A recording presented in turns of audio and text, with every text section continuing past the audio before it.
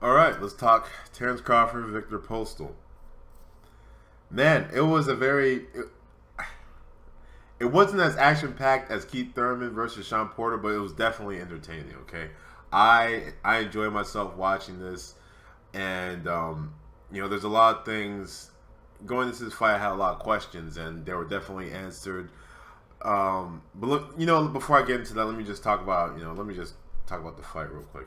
So, pretty much during this fight, first 3 rounds I gave to Viktor Postol. I definitely see how you can give the second round to Terence Crawford, but I give the first 3 rounds to Viktor Postol because even though Terence Crawford was landing, the more effective shots, Viktor Postol still he definitely seemed like he was more in control of the fight. In my opinion, he seemed like the more calmer person. He seemed like he was pretty much the ring general, in my opinion. And yes, he did. I thought he did cut the ring off pretty well in the first 3 rounds. I thought he did. He did mix up some punches. I think he did land some punches to body as well as upstairs. But all it takes is one good shot to throw away your whole game plan, and that's exactly what Terence Crawford landed. Now, after those first 3 rounds, it was pretty much a wipeout. Terence Crawford he adjusted, he took over, he showed power, and he showed me just how I underestimated him as a boxer. I always knew he was a pretty decent boxer, but I didn't know he was that good. I mean, the guy, he has the man was moving around the ring full time. He didn't stop. I mean, he stopped when he wanted to land some good shots and maybe mix it up, but for the most part, he was moving. Great stamina. He's very powerful. He can land those one hit wonders out of nowhere, and he can adjust like a motherfucker. Pretty much, this fight for Terence Crawford was this was almost reminiscent of that fight that Floyd Mayweather had with Diego Corrales, in my opinion.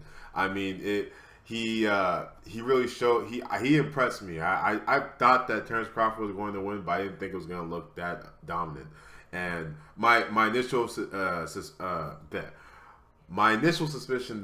going into the fight, were almost validated by the first 3 rounds. But of course, we all saw what happened after that. So good job, Terence Crawford. Unanimous decision. Now the unified champion of the 140-pound division. There's no arguing that he's definitely the best fighter in the 140-pound division right now. And if I were Terence Crawford's advisors, I would make Terence Crawford stay there and become undisputed. I think he can do it. I definitely think that he has the skill to do it. Why not? Just why not become the first undisputed champion we've had since I think probably Bernard Hopkins. So with all that set aside, let me talk about the questions that I had answered. Okay. Oh wait. Number one, how good was Viktor Postol? I think Viktor Postol is a pretty good fighter. Okay. I definitely didn't think he was underrated going in. I didn't think he was overrated coming into the fight. He just had an impressive knockout over Lucas Matisse, of course, but I wasn't sure if he was going to come in and stink up the joint. And in my opinion, I heard the announcers and they kind of tried to start discrediting him, throughout the towards the end of the fight. After Terence Crawford was putting on an excellent show. But in my opinion, here's pretty much what happened. Yes, I thought Viktor Postol he was doing pretty well at the beginning, but we all know that a punch can pretty much throw away your whole game plan. It's easy to have a game plan. I think there's a saying that someone once said, well, not someone, but a lot of people say, it's like everybody has a game plan until they get hit. So, and that's pretty much what happened. He got hit, and he got hit pretty hard. And shout out to HBO for showing that replay, because that fifth round knockdown that Terence Crawford scored, when he scored it, during that time, I was actually going to grab my food that was warming up, and and I just immediately I just hear the crowd just going screaming, and I think it was Jim Lamby's going, "Yep, that's a knockdown." I was so pissed off. I was like, "God damn it, I missed it," and I literally was just grabbing my food. But shout out to HBO for showing that replay after that round. Thank God, otherwise I would have never saw it. It literally just happened. All I did was stand up for like a second. It was like a brief second, and then boom, he was down. But yeah, thank you HBO. But yeah, I think that Viktor Postol, he came in with the right game plan. I was actually very worried about Terence Crawford going into the fight.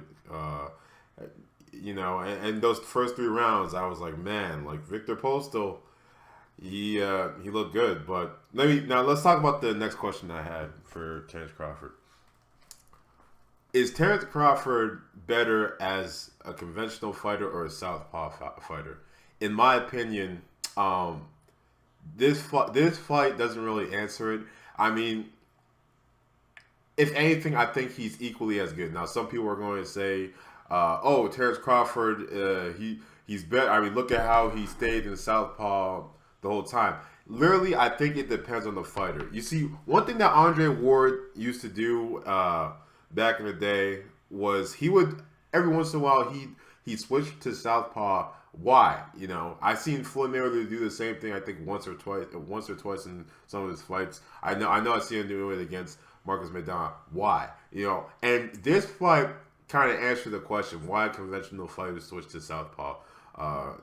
And from what I think it is, from what I saw, basically Terence Crawford understood that Viktor Postol had a great jab, and if Terence Crawford was probably someone else that wasn't as ambidextrous, I think that this could have been a very different fight. I still think that Terence Crawford probably would have won, but Viktor Postol. The thing about cutting off the ring is that, I mean, I'm just a casual fan. Don't if you guys don't want to take my word for it, it's okay. But I'm just a casual fan. These are just casual thoughts from a casual fan. I'm not an expert or anything, but one thing that seems to be very important when it comes to cutting off the ring is a jab.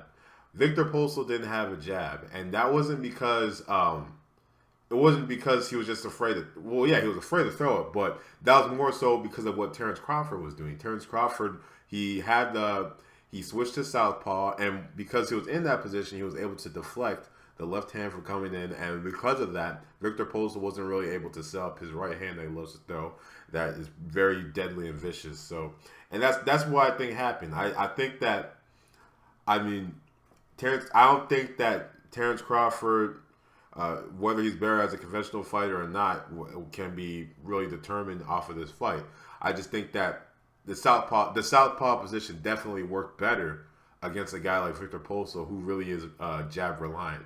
So that's I mean, there are a lot of great fighters that are jab reliant, but I don't know. I think it really just depends. I think that's for Terence Crawford, whether he's better as a southpaw or conventional.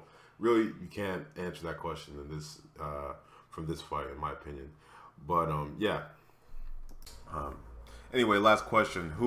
The last question I had going into was who was the best 140 pounder, which clearly would have been answered by the end of this fight, and we all know the result. Unanimous decision, Terence Crawford. Congratulations, Terence Crawford. He's now the unified champion of the 140-pound division, and we all need to have a round of applause for fights like these being made. They're meaningful. We just had Keith Thurman versus Sean Porter. Now we had Terence Crawford versus Viktor Postol. Thank you, boxing gods, for putting this together. And it sucks that the next great fight that we're probably going to have is probably going to be Andre Ward versus Sergey Kovalev. Man, I'm feeling a little depressed because I know that some of our boxing's biggest stars right now are going to have these bum ass fights. It's like the best has just come and passed. Now we have these shitty ass fights to look forward. Let me stop, man. I'm not gonna let Saul Canelo Alvarez ruin my night today. This is Terence Crawford's day. So, thank you, Terence Crawford. Thank you for Viktor Postol. We both have to respect both of these fighters. And one more thing, all right. I know a lot of boxing fans like to do this. Okay, they like to leading up to a fight, they like to say, "Ooh, this fighter's gonna win and this fighter's gonna win," right? When after the fight, they start taking away the credentials of the fighter that they just beat. Like Terence Crawford, I could see someone start saying, "Oh, Viktor Postol, he's just a bum. Who do you beat anyway? A shot, Lucas Massi." No, this. Don't do that. Don't you do that to Terence Crawford. This is a meaningful win. Okay, Terence Crawford just had his he pretty much just had his Floyd Mayweather Diego Corrales moment. Okay, don't you dare take away his credit. All right, he just had this is a very good victory in the 140-pound division, and we shall be thankful. I don't want to see any of you boxing, quote unquote boxing fans start saying, "Oh, who the hell is Viktor Postol anyway? Who you beat?" Shut the fuck up. Okay, because I can already smell. I listening to that HBO commentary. I can already smell you people just getting ready to come out of the woodworks. Okay, you know you can hear how they were trying to take. Oh, Viktor Postol is just a one man fight. Shut the fuck up. Okay, shut the fuck up. Anyway, that's about it. A casual fan here. Again, like I said, I'm not an expert on this, but you don't have to be an expert to give your opinion on something. So thank you for watching, and I'll see you guys later.